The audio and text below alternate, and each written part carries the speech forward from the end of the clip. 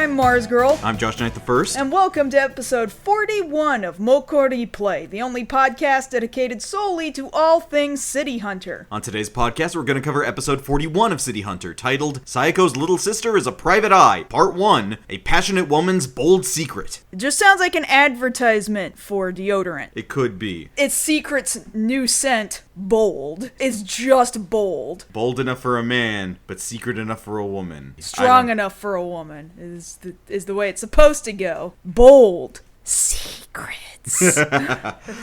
Before we get into the show this week, I do want to thank everybody who chimed in this week on Kaylin's little questionnaire over on Twitter. So, who would win in a fight? Either City Hunter Ryo Saeba or the City Hunter Predator from the movie Predator 2. Yeah, like, I didn't realize that was what the Predator from Predator 2 was called City Hunter Predator. Well, see, like, I had that information in my head rattling around for years because I was into Predator movies before I ever started watching City Hunter, and then going back over City Hunter things, you end up coming to that realization of, oh crap, the official designation for the Predator in that movie is the City Hunter Predator. I didn't know. I had no idea. And especially with that new Predator movie out on Hulu right now. Right, that's how we came up with this discussion, was because we were just talking about Predators and like how often they win or lose or whatever. And then City Hunter Predator came up and I was like, City Hunter what? And I had to explain to you, that's how that works. Yeah, I didn't know that they had designated it like that. So there were some good replies. Our mutual Victor over here says, Ryo's usual perverted psychological warfare would have little, if any, effect on the Predator 2. Now, if he drafted Kaori and Umibozu for their expert booby traps... Yeah, because clearly the Predator has a weakness against humans who devise traps. Right. David Evelyn, who's actually the current translator for the digital release of the City Hunter manga. Several more chapters, by the way, just got launched on that Comics app. So go read them. We gotta go read them. Anyway, he says, Ryo would ricochet a bullet off a street sign, off the Predator's helmet, straight into its brainstem, while Footsteps is playing. I would pay money to see that. That's what I said, and he continued, needs to have the scene from the anime where Ryo flips Saeko's skirt and the Predator blushes, and it'll be complete. Get on this now, Sunrise. Like, I would almost write the damn script, because it's really easy to see in my mind's eye. This one was good from Fat Andy Alter. Ryo beats the Predator, who activates his self-destruct, but after Ryo escapes the blast, Predator's homies appear and Ryo takes them all to get drunk at a gay bar. I mean, I totally see it happening.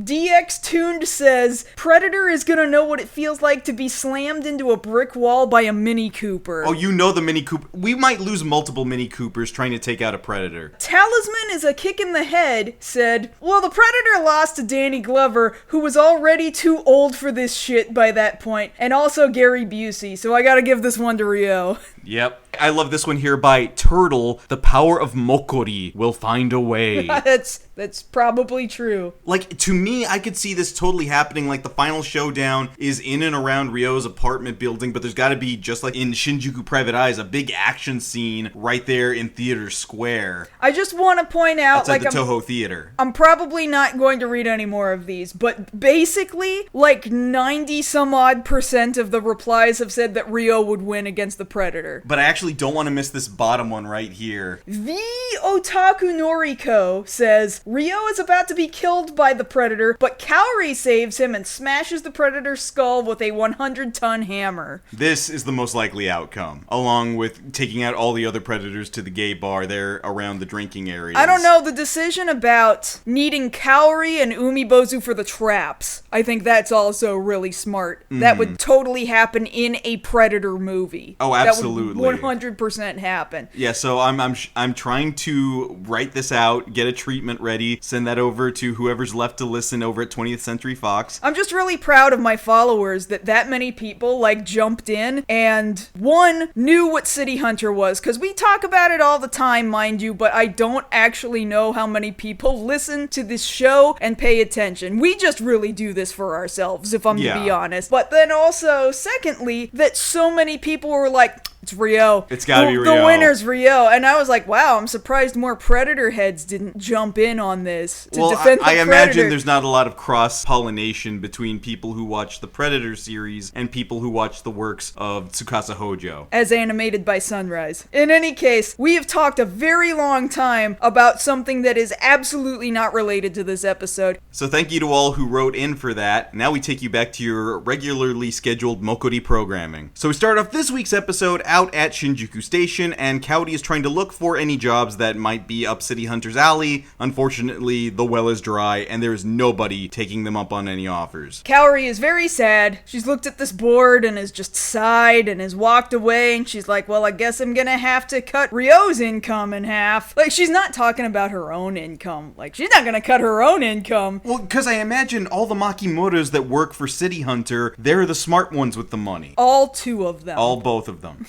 All the both that there have ever been. Yes, and ever will be. As far as we're aware. As far as we're aware. So, Kaori's having to walk back from Shinjuku Station back to the apartment, and as she's walking back, she notices there's a very long line of men, specifically men, waiting to get into a business. And she's like, what's going on here? And it's RN Private Eye. A new startup private eye business that happens to be right next door to the apartment. And so Kaori's like, well, a private eye, they kind of sort of do the same work we do, so wouldn't that be competition for us? This is a problem. I gotta go tell Ryo. And so she goes upstairs, and Ryo seems deep in thought in his own room. He's kind of not trying to hear, like, quiet, I'm trying to think. And Kaori's like, why are you trying to think right now? We're in deep shit. There's somebody next door honing in on our turf. And Ryo's like, no, it's cool, we got this. See, I only deal with working with women, and look at all these men lined up out there. They wouldn't have been our clientele anyway. And so Kaori's like, oh, well shoot, he's actually kind of right. Why is that? Well, because Ryo does factor that sort of thing in. He understands who his clientele is because he very specifically tries to pick,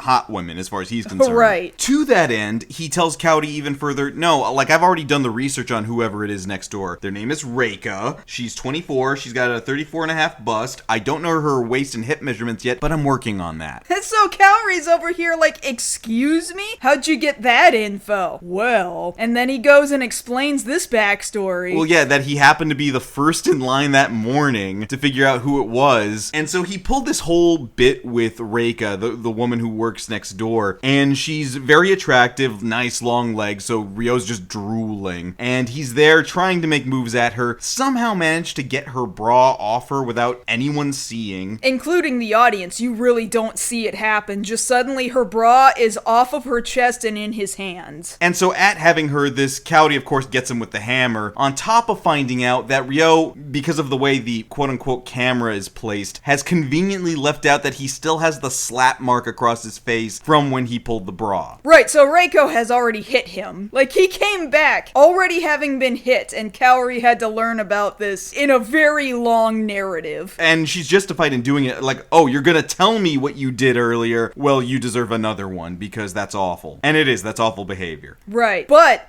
in the middle of this conversation, Ryo's like, hold on a second, someone is shooting downstairs, which just sounds like a really convenient excuse to get out of this conversation. Which Kaori mentions too, but I love that she's like, God, he always uses this to get out of situations like this, which means that she knows if he hears something, he's usually right. Like, he wouldn't No, that's not what that sentence means. That sentence means is, he says it all the time, including times when nothing is happening, just so that he can get out of being hit by her or yelled at by her. Oh, so you're saying he's pulling extra, he's heard something, and is just running off to get away from being hit. Yeah, 100%, although conveniently, not this time. He's telling the truth. This time he's actually heard some gunshots from downstairs, and sure enough, there's somebody down in the basement where the firing range is. Right. And it's Reika who's using... Not even her own gun. It's not her gun, right? It's No. one of the weapons that he's got down there, and she's firing at a target down at the other end of the building. Her aim's not that great. Like, she's hitting the target, but her aim is all over the place. She could hit dummy. a person if she wanted to, but she might not do it lethally. And then she gets one more shot off, and Ryo's like, and then fires his gun at the same time and diverts her bullet, and they both kind of disintegrate? Yeah, like, I guess he just wanted to make it all stop, or get her attention, or something. Well, because she's not, she's using his guns for one, and on top of that, she's probably using his ammo. Yeah, he's just got to make her stop. Stop being wasteful, man. You don't know how to use that gun. Put that thing away. And Reika's like, wait a minute, Ryo, what are you doing here? And obviously he's like, what do you mean? What am I doing here? I live here. What are you doing here? And she explains, I just used my own tenacity to get in here. And by that, she means the giant hole in the wall that is apparently there right now.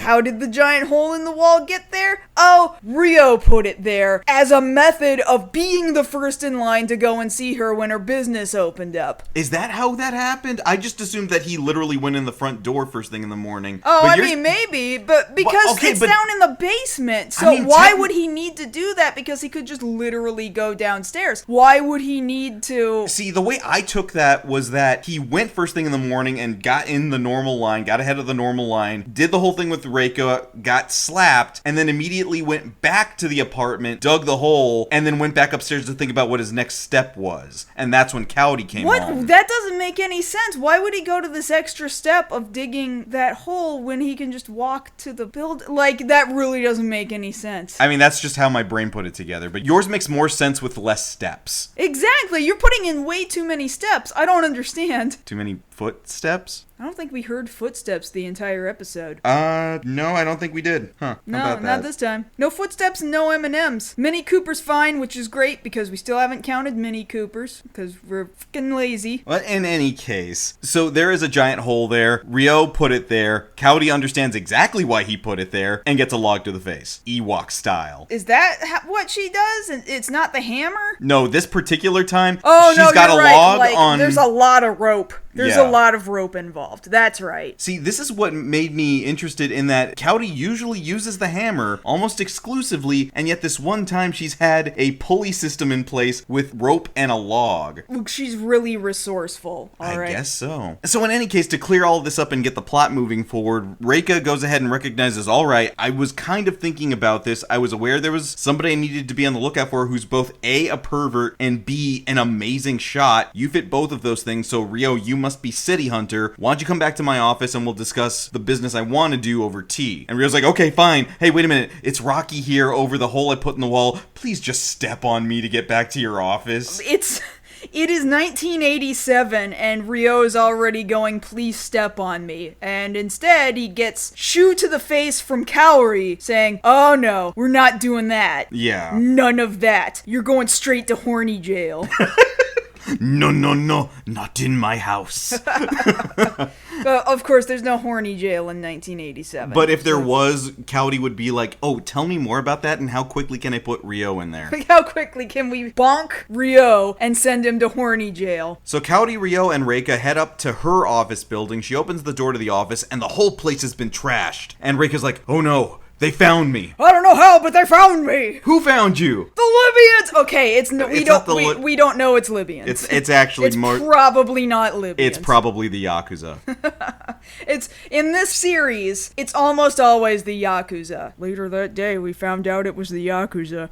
We're not supposed to know that yet. But in any case, you can pretty much guess it's the Yakuza. Now, seeing all this, Ryo asks Reika, "Now, are you sure you want to be in a line of work like this? Like this kind of stuff happens." And Reika says, "No, it's cool. I'm okay with danger. That's fine." Oh crap, there's a noise coming out of the closet. Give me your gun. She just takes Ryo's gun and he's like, "Why are you taking my gun? Stop that. Give it back. Hold on. Let's just see who's in there." And sure enough, we open the closet door and it's Saeko, who we haven't seen in like 2 episodes. Her art style here is just kind of crazy. She's got the tiniest waist. She's got the biggest boobs and her hair is real long and real silky and like it's brighter than normal. Like usually it's kind of an off dark purple, but here it's more of a blue. Yeah. Like they're really doing her up right now. And then as soon as they open the door and they see her, Reika immediately recognizes her and goes, "Sis, what are you doing here?" And so now Ryo and Kaori are under the realization of, oh my god, they're related. Oh my god, that's what the RN means. Reika Nogami. That Nogami is Saeko's last name. Oh no. We really did not put 2 and 2 together here on great. this one. Now there's 2 of them.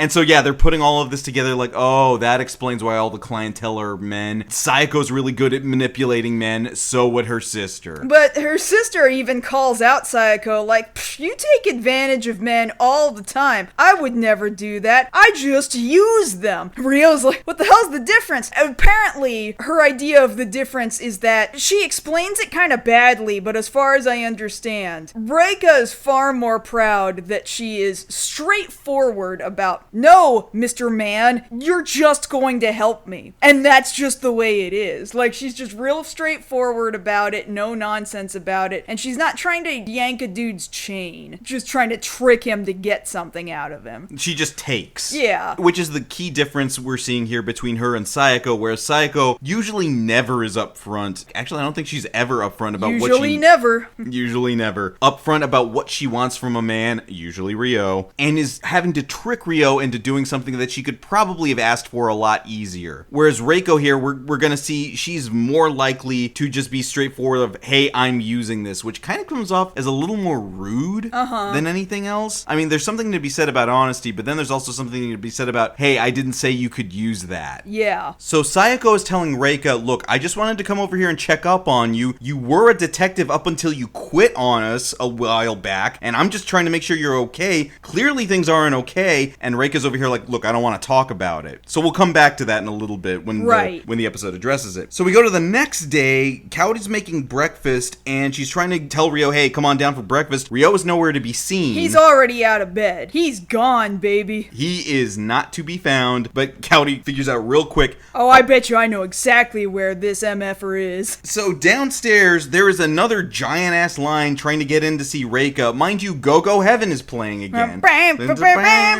So Ryo's just playing this music, I guess, from an unseen speaker somewhere. And the line is there to give gifts to Reika. It's not even to pick up clients, okay? Ryo's just like, oh, if you've got gifts for Reika, I'm accepting them here. Put your name down in the guest book and then leave your gifts right here, right next to me. I don't understand exactly why he needs to do that. Well, this is the thing I couldn't quite figure out, is that whether he's doing this to trick the men in line, or Reika told him to do this to trick the men in line.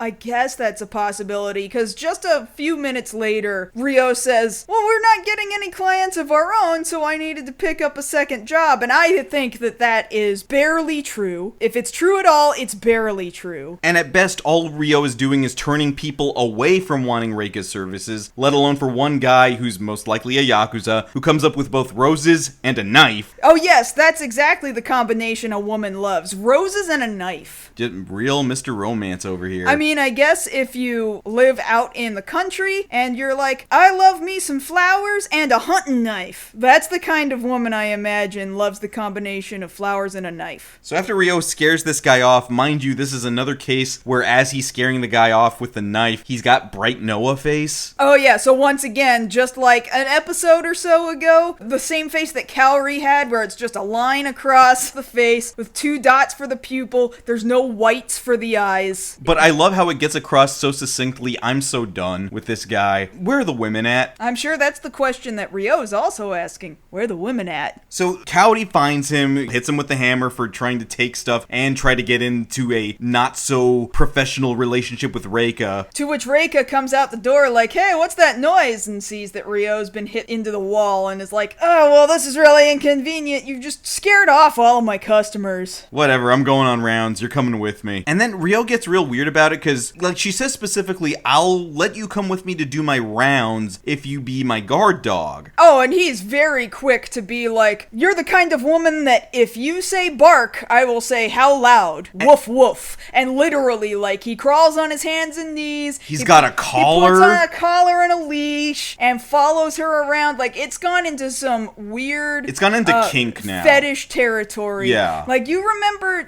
you don't see this as much anymore, but you remember mid-2000s anime conventions where everybody... all the tween girls just saw Loveless. Oh, God. They're taking their friends or their boyfriends or whatever, their significant others, around the convention hallways, and they're on a dog collar and a chain. People used to do this at anime conventions. No, I know. Right? I don't know if you guys can pick it up because I'm going to be the one editing this as usual, but I sighed right there, and I don't know if you can tell. I need to let you guys listening know that was my soul leaving my body. Like, I had forgotten Loveless existed until we needed to talk about this moment, and I was like, now, oh no, it's the year 2005. They still exist. I need you to know they still exist. I've seen them at the mall. No, they're at the mall? Where else would they be if not a convention but the mall? I mean, this is giving me war flashbacks specifically to North Star Mall in San Antonio, Texas, and the Wolf Pack. No, they went to Ingram. No, you're right. It was Ingram. You're right, because Ingram had the arcade, and they had all the rhythm games and stuff, and so these weebs in the Wolf Pack who, like, I got it. They made the news. They did make the news, and it was not for a very good reason, no, it was unfortunately. actually really bad. It was actually really kind of sad. But I have to really distinguish that, like, these were not furries, okay? Although some of them wore, like, ears and tails, and they were like, borderline. They were pretty borderline, but they considered themselves a pack, and they would, like, stand outside the mall, outside the front door, and they would just howl. They just I remember walking past them a couple of times. Oh, I remember those days. Oh, it was nuts. It was nuts. And then they would just stand inside the arcade and, like, just take up space. Yeah, they wouldn't play anything. They weren't doing anything. They're just taking... Anyway, I'm saying that's what Rio being on the ground and acting like a dog. They're reminding me of the San Antonio Wolfpack that I don't believe exists anymore, but that's a time around 2007 that, like, I'm never gonna get back. That sounds about right. So across town, we're now at a new place called the Kanto Ozora Syndicate. They don't really translate it, so we assume Ozora is the name of the person who's the head of the syndicate, the name of the family. Yeah, in most cases, a yakuza family is named after the patriarch. In most cases. Not always, but very often. So here at this place, at the Kanto Ozora Syndicate, we have Reika and Ryo there in tow, and basically what is happening here is we are watching Reika in real time extort this Yakuza syndicate. Yeah, like, the Yakuza are paying Reika. They're paying her. It's not the other way around. Like Reika needs protection or something. No. It's not like that. And in fact, like, these dudes are sweating. And it's partly because they don't have enough money to give her. Well, no, they were holding out on her is what it was. Probably because they're still trying to retain some money, though, because they're running out. Right, because as we're finding out here slowly but surely, Reika is doing this not just to one Yakuza organization, but to multiple Yakuza organizations, where she's holding on to secrets from them and extorting them for a massive amount of money, even to Ryo standards, more than what would be necessary. Right, so they finished that business. They've sweated these guys out. She walks away with a whole bunch of money. Like 3 fat stacks. Yeah, very, very expensive load in this briefcase. And Ryo's even like, so hey, what was up with that? Isn't that a bit of a dangerous thing to be doing? Like, if you're gonna be extorting these Yakuza, at some point, they're not gonna be real thrilled about that. Like, you know how your office was trashed? That was these guys, right? Or one of these other organizations? That's somebody, surely, if you're, like, running around doing this to people, one of these guys probably are not happy. And sure enough, the Mercedes-Benz starts pulling out of a nearby parking space. And they're about to do a drive-by on Reika right now. Right now! And thankfully, Ryo saw it coming, pulls his 357, shoots right past Reika, nicking her cheek. She's bleeding just a tiny, tiny bit. Like, he really took the risk on that one. He shot, like, through her blowing hair. Which was animated very well, yeah. Mind you.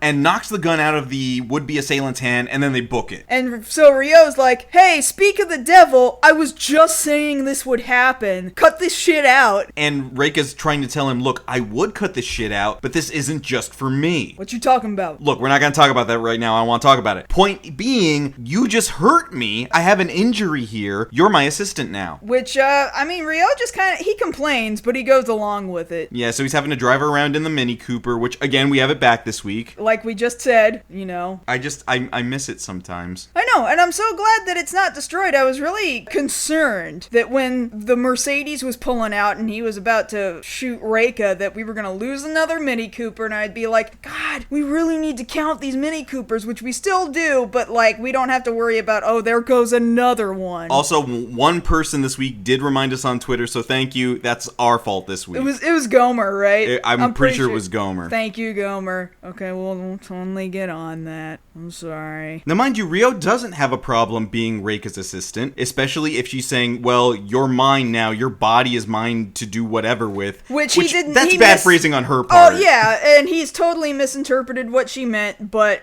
maybe she shouldn't have used those words with a guy that she knows is going to take it that way. He's very willing to nearly crash his car just to try and cop a feel. Yeah, exactly. And she's there telling him, look, I don't care how horny you are, I am not my sister. I'm not even going to remotely give you hope. That's so sad, but you know what? Good on her. Yeah, in that regard, I'm on her side. Yeah, more so than her sister. She's a slightly better person than Saeko is, if I'm to be honest. So they head back to Reika's office, and as they're about to open the door, Ryo's spider sense kicks in right at the last critical second, right before a time bomb goes off and completely only takes out the door. Like, I appreciate the polite time bombs that only explode the door out and not the wall. Again, what are these walls made of? I don't know, because if Ryo can take out a wall and Kaori can put damage in a wall, they've got to be weaker than Kaori's hammer? Yeah, weaker than Kaori's hammer or Ryo with a chisel. Or these yakuza are just really bad at making bombs. Just weak-ass bombs. The weakest bombs. Yeah. So now her apartment's even more trashed, and Ryo's like, well, the guys you pissed off, they probably did this to destroy whatever evidence you have on them. Good luck having that to hang over their heads. You just lost all of that damn evidence. And then she just starts giggling to herself. Evidence. Like I'd keep the evidence here. That'd be stupid. Which is true. Like that would be really stupid if she knows she's put her name above the door practically. They all know exactly where she is. Yeah, it would be really stupid to put the evidence in her office where anybody could come and trash it and come and get it. Ryo's like, okay, so if the evidence isn't here that you're holding over the yakuza, then where the hell is it? I put it under your bed. What? When did you do that? Yeah, so we're over here trying to figure out, because literally that's what's happened. We immediately go, next shot, back to the apartment, and under Ryo's bed is this briefcase full of evidence that Reika has put there, and we don't know when she did that. I'm just gonna have to assume it happened somewhere around the time frame when she walked into Ryo's apartment the first time and was shooting at the shooting range. Like, maybe at some point after that, she went upstairs, like, maybe they just gave her a courtesy, like, well, while you're here, like, let's get you a drink or something, and then they didn't supervise her for a second, and she walks in there. Like, I'm having to imagine that that is what has happened, because I don't really know. Yeah, they're just saying it happened at some point. Or maybe it happened the night before, like, before Ryo woke up real early, and she also walked in through that hole in the wall a second time, because perhaps the hole in the wall is not patched, and in the middle of the night, she has put this briefcase under his bed. I don't know. But she's like, oh, well, it's safest next to you, obviously. Okay, I guess that's true. Still don't know how you did it, though. Yeah, that one's a head scratcher. And she's like, well, my office is obviously out of commission, so I'm staying here now. Of course you are. Everyone is staying here. And I love that when she makes this declaration, both Ryo and Kaori get these blank faces. Just really goofy, cartoony. Once again, we're just gonna have dots for irises, for pupils.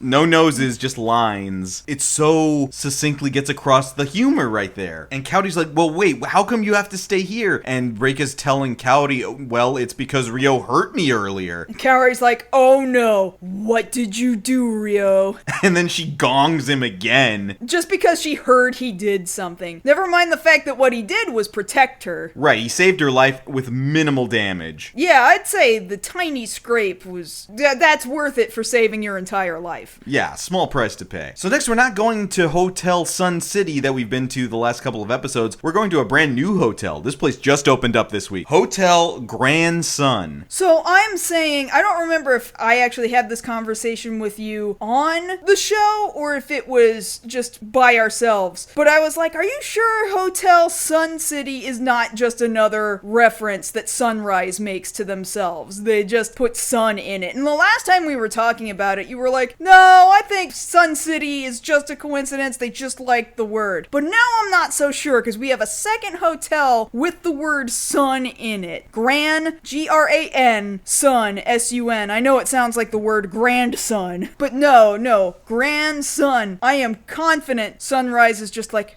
hey, put the word sun in there. That's us, yeah. Yeah, but why don't we just put the whole thing like in Sunrise Air? Shh. We gotta be more subtle this time. Oh. Well, if we do it twice, they're gonna figure it out. No one will ever know!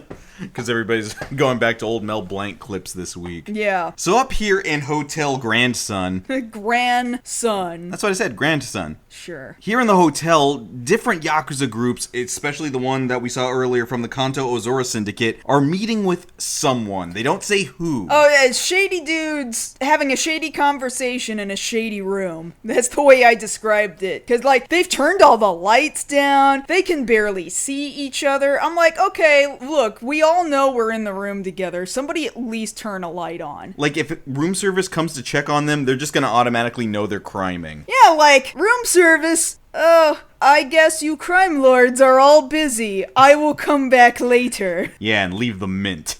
Here, towel too, while we're at it. Alright, there you go. So the head of the Ozora Syndicate is asking this guy who's sitting off in the corner, hey, look, we're kind of coming up short on money all over the place because this Reika chick is bleeding us dry, and we're having to pay you too, and we need some help. Can you help us? It would be one thing if it was just her, but now she's teamed up with City Hunter, and we don't want to dick with City Hunter. That's not good. Yeah, we should do something about that, I guess. And this guy in the corner is like, yeah, I'll help you take him out, just like I did Detective Tomomura. And we're like, are we supposed to know who that is? Who is that? I don't understand. You're bringing up this guy. Who's Tomomura anyway? Later on that day, somewhere else in the city, we're just not gonna get an explanation yet. It's coming. But it's coming in like 10 seconds. It's just weird how they set that up. Yeah. How they set up that expectation of, wait, I don't know who that was. I'm checking my notes like, did I miss that? Did we miss something? No. Just suddenly we've dropped an entirely new plot point, and you didn't expect it was coming. So basically what happens is Ryo drives Reika out to the projects, and she's there to visit a specific family, and Ryo's already having pieced all of this together. So this Tomomura guy that was just mentioned was Reika's superior back when she was working with the cops. In the Force. On the Force, and he was killed in a DUI about 3 months back. 2 other people got hurt in it, so posthumously, they just threw him under the bus. Well, yeah, they said he did the DUI, right? Right. Yeah, so they have accused this cop of having done a bad, and she's just like, no, he did not do a bad, and I'm gonna go have this conversation now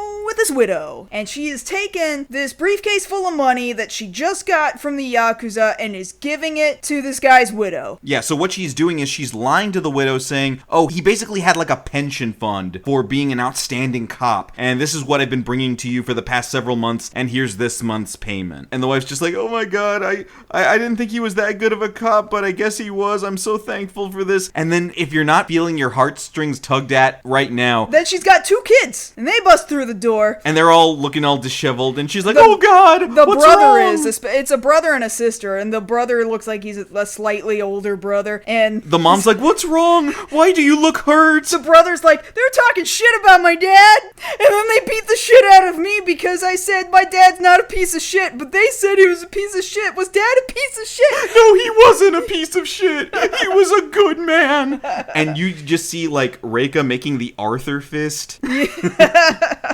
Because she's so upset that this is what it's come to. Yeah. And mind you, Ryo's out there outside the apartment just listening in on everything. So this is just confirming everything he's already figured out. So he's like, all right, Reika, we gotta have a talk about this. Like, I get it. Let me start off by saying that. I get it. I get that you're doing this, but even then, like we were talking about between us earlier, even though you're trying to do something noble, you're actually, even for my calculations, you're taking way too much money off the Yakuza. Like, why would you do this? You've really taken a lot of risks here. You can put yourself in danger. I'm over here thinking it can put the widow and their children in danger. Like what would Tomomura think if he found out you were giving his family Yakuza money? And she replies like, it's fine. I'm just taking it from the person who did this to him. What? What is this now? We've got some new layer. Yeah, so she's saying, look, I know I don't have any evidence, but I'm like 90% sure the Yakuza did this, so I'm squeezing everybody on purpose, so I pissed somebody off enough to come step out of the shadows and show, hey, I'm the one that did this and now I'm coming after you. And guess what? Somebody just came out of the shadows to say, I'm coming after you, and fires long distance. Rio later in a few seconds says it was from like a kilometer away. Right, they're having to dodge fire right now, like take cover here at this public park nearby the widow's apartment. And after they've spent like a whole magazine's worth of ammo, Rio, he lets the audience know, though this was a pro doing this. Whoever you pissed off, they're a scary dude because we heard the shots after they hit. Which means they had to have been over a kilometer away. He is so good at this, he can hear how far a bullet is. Mind you, he's using the same idea as, when you see a bolt of lightning, start counting to see when you hear the thunder. Like, that's how you can tell how far away. Well, yeah, that's not a matter of him being good, that's just how sound works. Right, that's very true. So it's not even a matter of Rio being smart, it's just, no, I understand the velocity of a gun and when I would hear it because I've trained my ear to this sort of thing. And I know that based off when we heard the sound versus when I saw the bullet hit the ground, this guy's that far away and we were dodging by like centimeters from getting shot. So this guy is like a super pro. Yeah. And Reika's just like, good. That means I pissed the right person off. And that's kind of where we leave off for now. Like, yeah, that's where Get Wild comes in. Yeah, this is a real cliffhanger this week, actually. They've really done it this time, because the last two-parter was like, you could have treated it like they were two separate episodes, but with one carryover character. Right, exactly. You didn't need to treat it as a two-parter, but here, it's a legitimate two-parter, because now there's an even bigger threat looming of, okay, it's not just we're messing up the office, it's not just that we blew up your office, we are now taking shots at you. And that's scary. Oh, yeah. Oh, yeah. Ouija time. Really? It was the quote, the oh, yeah. Oh, yeah! I'll do a different oh, yeah. Okay, that's fine. Yeah, maybe it was the Kool-Aid Man. Rio got the Kool-Aid Man to help him make the hole in the wall. It wasn't actually him with a chisel or a pickaxe. It was the Kool-Aid Man. Oh, okay. I just had to make sure that he would have been around in time for that. He first was created in 1954. So Kool-Aid Man might have been in Japan in 1987. I don't know why we're talking about this. This is so stupid. Well, I mean, how does the Kool-Aid Man work in Japan? Does he bust through the wall and be like, Yata? Like, I don't know how that works. I think that's the closest approximation. Or he pronounces his yas like yay because for whatever reason Japan thinks that the word yeah sounds like yay. Ooh, yay! That I could buy that. So next time on City Hunter, we're going to see if Reika can get herself out of this situation, and it looks like somebody higher up in some organization is actually the person behind Tomomura's death. Oh, no. Conspiracy. There's a lot of those in City Hunter, though. Also, apparently, the message, don't trust the cops. ACAB, yeah. Unfortunately, there's a cop that we deal with very frequently, and we're dealing with her sister right now, so... Whoops. See, like, the whole idea here that I'm getting across is that basically Reika was doing things by the book, but now she's, in a way, taken on the route of kind of going the vigilante route. Slightly, yes. I would consider this vigilantism, without being violent about it. Yeah, she's not putting on a cape and a mask and getting a cave or anything. Yeah. But she is kind of being a vigilante right now. You have failed this city, Hunter. All right, I'm sorry. I apologize to our listening audience for that. Yes, our viewers in this show that we don't film. Well, yeah, you can watch the timeline move on whatever site you're listening to this on. Check us out on Google Podcasts. Please. And when you do, please come back next time when we cover the 42nd episode of the TV series, Saeko's Little Sister as a Private Eye Part 2, a passionate woman's big detective story. If you want to catch us outside this podcast, you can always find us both over on Twitter. I'm at JoshKnightTheFirst. And I'm at MarzGurl. Thank you all so much for listening to our 41st episode of MokkoriPlay. And if you don't come back next episode, I'm gonna beat Josh at Rock'em Sock'em Robots. The hell you will!